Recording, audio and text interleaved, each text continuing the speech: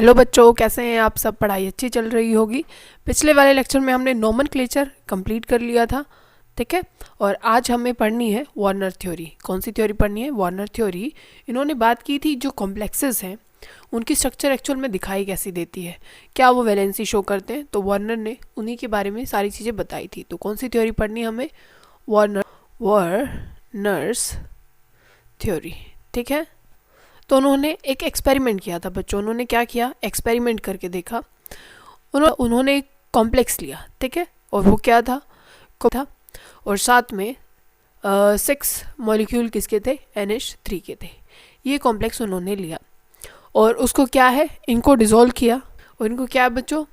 इनको डिज़ोल्व किया किसके साथ? इसमें AgNO3 डाला गया। क्या डाला गया? AgNO3, ठीक है। उन्होंने फिर से इसकी रेशो बदली। उन्होंने यही लिया अब की बार 5NH3 डाल दिए, ठीक है। यही वो करते रहे। उन्होंने रेशो बदलते गए कि ये अब की बार सेम लिया है पर 4NH3 के मॉलिक्यूल ले लिए और डाला उन्होंने AgNO3 ही है, ठीक है। क्या है? AgNO3। तो सब में क्या डाल दिया गया? AgNO3। तो उन्होंने डिफरेंट रिजल्ट पाए सब में। इसमें अलग पाया, सेकेंड वाले एक्सपेरिमेंट में अलग पाया, थर्ड में अलग पाया। तो उन्होंने देखा भाई यहाँ तो आ रहा है येलो कलर। कैसा आ रहा है? येलो कलर आया। और यहाँ आया पर्पल। कौन सा आया? पर्पल आया। और यहाँ वॉयलेट आया, ठीक है। तो इसका कारण क्या है? देखो, अगर ये उन्होंने 2 बार ऐसा पाया कि एक बार तो उसमें आया वॉयलेट कलर और एक बार इसी वाले एक्सपेरिमेंट करते दौरान आया ग्रीन कलर। कैसा आ गया बच्चों? ग्रीन कलर आया। तो इसके पीछे कारण क्या रहा? तो एक जो अलग अलग कलर आए हैं भैया, येलो आ गया, पर्पल आ गया, वॉयलेट आ गया, ग्रीन आ गया, तो इसके पीछे कारण क्या रहा भाई? ये ऐसा कैसे हो सकता है कि मैंने जो AgNO3 है भाई वो वैसे ही मैं मिला रहा हूँ, तो और क्लोराइड आयन भी वही है क्योंकि ये तो आयन बनाता नहीं है अमोनिया। तो ये क्लोराइड आयन तो मैंने 3 के 3 ही लिए, इसमें भी 3 लिए, इसमें भी 3, इसमें भी 3, फिर कलर क्यों अलग अलग आ रहा है ना। तो देखो उन्होंने क्या पाया कि एक्चुअल में ऐसा हो रहा है कि कोबाल्ट जो है, ठीक है, यहाँ पे जो Cl3 और आपने 6NH3 लिया है, तो उन्होंने 2 चीज़ों के बारे में बताया। एक होता है प्राइमरी वैलेंसी। क्या होती है? Primary valency. एक होती है सेकेंडरी वैलेंसी, ठीक है। क्या होती है? सेकेंडरी वैलेंसी होती है। तो इसका मतलब क्या है? प्राइमरी का मतलब क्या है और सेकेंडरी का मतलब क्या है, तो वो समझो। अगर आप इस कॉम्प्लेक्स को ऐसे बनाए, भाई कोबाल्ट है और कोबाल्ट के साथ अमोनिया जो है वो 6 है और ब्रैकेट के बाहर जो काउंटर आयन होता है, ठीक है, ये जो बाहर लिखा जाता है Cl3, ये होते हैं काउंटर आयन जो कि प्राइमरी वैलेंसी, इसको बोला वार्नर ने। इसको क्या नाम दिया? प्राइमरी वैलेंसी, जो कि आयनाइजेबल होती है। जो क्या हो जाती है? आयनाइज हो जाती है। जो आप AgNO3 ले रहे हो ना बच्चों, AgNO3 वो इसी से रिएक्ट करेगा, ना कि इससे रिएक्ट करेगा, ठीक है। यहाँ आपको कितने AgNO3 लगेंगे? 3, क्योंकि यहाँ पे 3 Cl है, 3 Cl है, तो आप 3 AgNO3 लेंगे और क्या बन जाएगा? AgCl बन जाएगा, AgCl, ठीक है। ये 3 AgCl बन जाएंगे। मतलब आपको 3 मोल ऑफ AgNO3 लेना पड़ेगा। कब? तब आप ये रेशो ले रहे हैं, तब 6NH3 आप ले रहे हैं।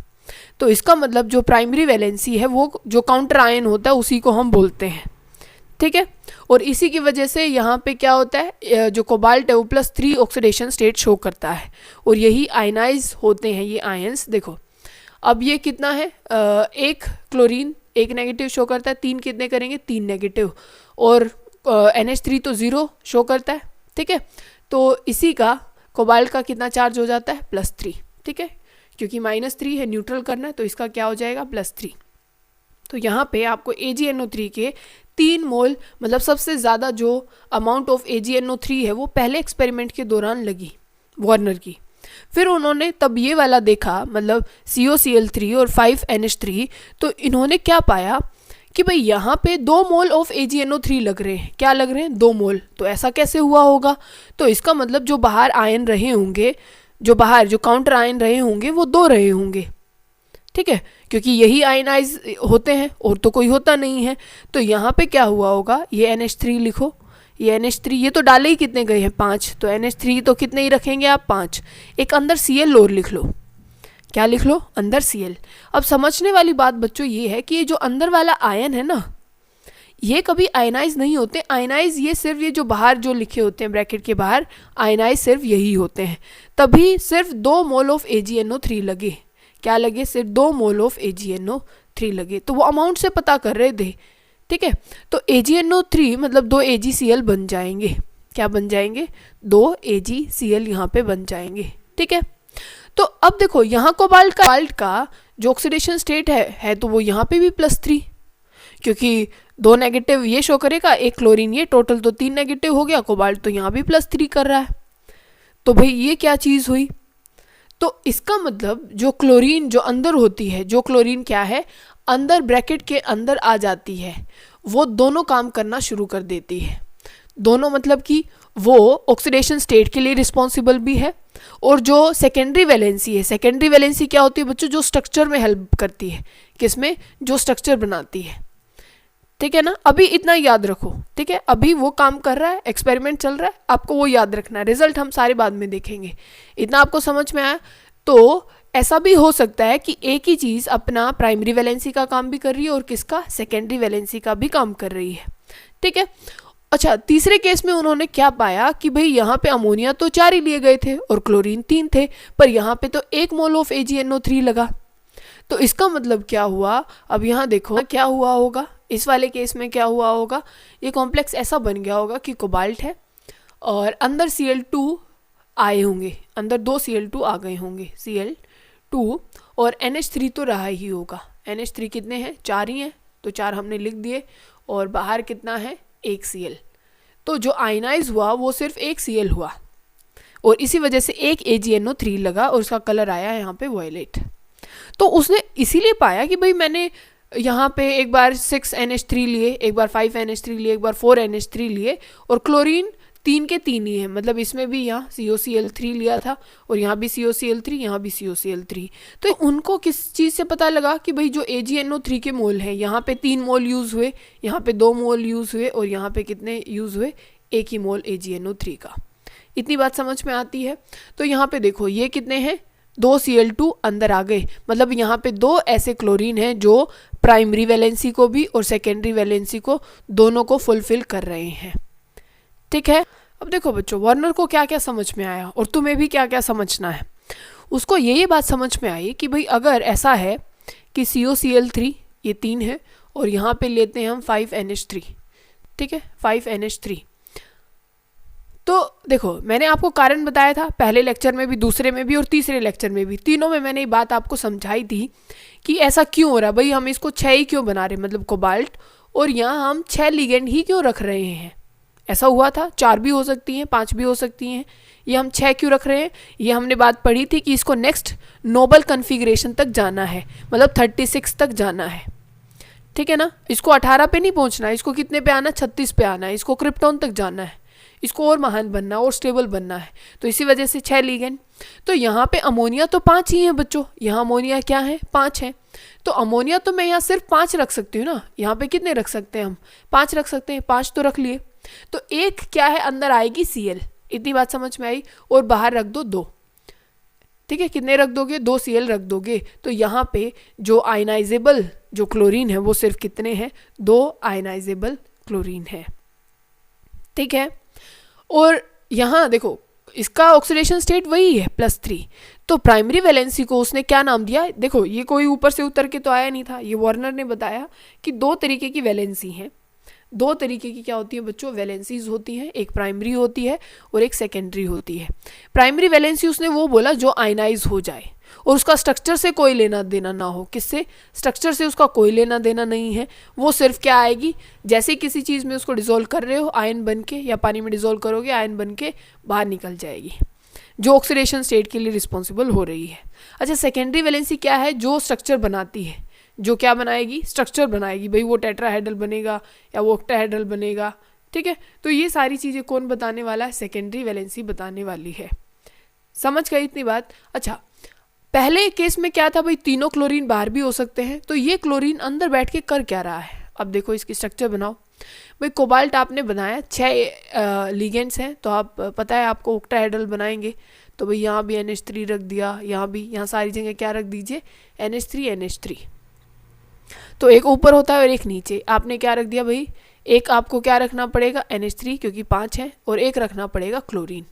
तो क्लोरीन मैंने बोला ये तो ऑक्सीडेशन स्टेट के लिए रिस्पॉन्सिबल भी है, क्योंकि दो नेगेटिव ये और एक नेगेटिव ये, तभी इसकी +3 हो सकती है। तो इसको आप प्राइमरी वैलेंसी को दिखाया जाता है बच्चों डॉटेड लाइन से, किससे, ऐसे डॉटेड से, और डार्क लाइन से दिखाया जाता है सेकेंडरी वैलेंसी को। भाई ये दिखाई देगी, स्ट्रक्चर इसी की वजह से बन रही है। और डॉटेड लाइन से किसको दिखाया जाता है, जो प्राइमरी वैलेंसी होती है। तो अब मैंने दोनों शो कर दी, मतलब ये क्लोरीन प्राइमरी वैलेंसी को भी सेटिस्फाई कर रहा है और किसको, सेकेंडरी को भी। और जो बच गए 2 क्लोरीन, अब आप यूँ कहोगे भाई इन 2 क्लोरीन को कहाँ दिखाएं, आपका जहाँ मन करे आप इनको वहाँ दिखाएं, आपका जहाँ मन करे वहाँ दिखाएं, पर सिर्फ किससे, एक डॉटेड लाइन से। ठीक है भाई, यहाँ क्लोरीन रख दिया, एक डॉट और लाइन बना दो कहीं, यहाँ क्लोरीन रख दिया, इनका स्ट्रक्चर से कोई लेना देना नहीं है। और ये ध्यान ज़रूर रखना है कि यहाँ सिर्फ 2 आयनाइजेबल क्लोरीन है और यहाँ सिर्फ 2 AgNO3 के मोल लगे। सिर्फ कितने लगे, 2 AgNO3 के मोल।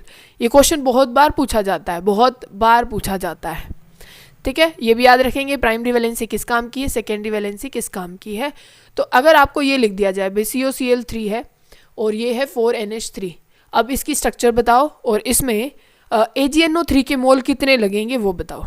तो क्या करेंगे भाई, हमें ये पता है, इतना मुझे पता भाई, यहाँ पे 6 लिगेंड होनी चाहिए। अमोनिया तो 4 है, पहले अमोनिया को रख दो, 2 बाकी हैं तो 2 क्लोरीन को अंदर रख दो, हो गया। अच्छा फिर एक ही बच गया, क्योंकि 3 क्लोरीन होने चाहिए, 1 क्लोरीन बाहर। तो बताओ कितना मोल लगेगा AgNO3 का, बस एक ही आयनाइजेबल क्लोरीन है तो बोलोगे 1 AgNO3 का मोल लगेगा। इतनी बात समझ में आती है, एक ही AgNO3 का मोल लगेगा, लग गया। चलो इसकी स्ट्रक्चर बना के दिखाओ मुझे, कैसे बनाओगे।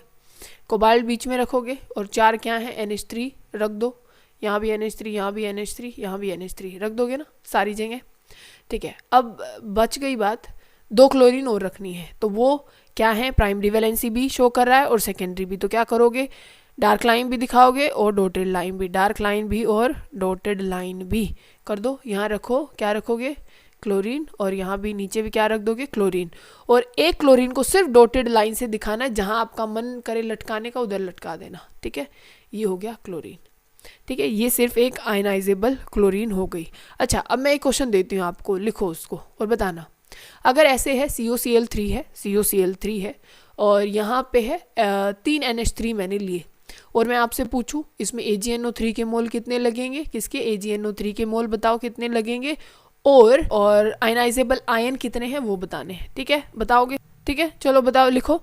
आप क्या करेंगे भाई, मुझे तो 6 अंदर पूरी करनी है ब्रैकेट के अंदर, तो आप लिखोगे भाई कोबाल्ट, और 3 ही अमोनिया है, अब की बार तो 3 अमोनिया है तो रख दिए, तो 6 पूरे करने थे, पूरे तो नहीं हुए, तो आप क्या करेंगे, तीनों क्लोरीन अंदर रखेंगे। तो कोई आयनाइजेबल आयन यहाँ पे है ही नहीं, है क्या, कोई भी नहीं है।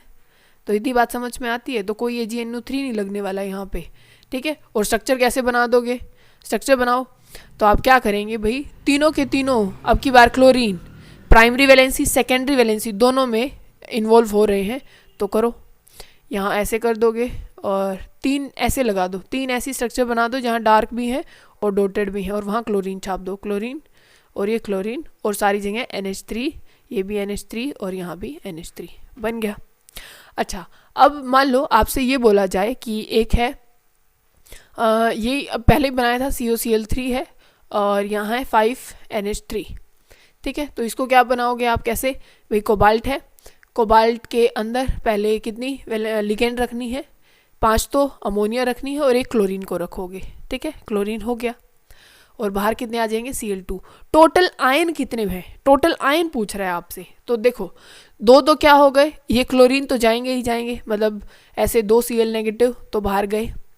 पर देखो जैसे ही ये Cl नेगेटिव यहाँ से जाएगा, Cl नेगेटिव जैसे ही बाहर जाएगा, तो ये भी तो एक आयन बचेगा ना बच्चों, ये वाला, ये जो आयन है ये भी तो बचेगा। क्योंकि अगर आप जैसे क्या करते हैं भैया, आपके पास H2SO4 है, आपके पास क्या है H2SO4, इसमें से आप 2 H पॉजिटिव निकाल दें, क्या निकाल देंगे, 2 H पॉजिटिव निकाल लेंगे, तो आपके पास एक SO4 नेगेटिव भी तो बचेगा, SO4 2 नेगेटिव भी तो बचेगा, मतलब 2 आयन ये और 1 आयन ये, टोटल कितने आयन हो गए, 3 आयन।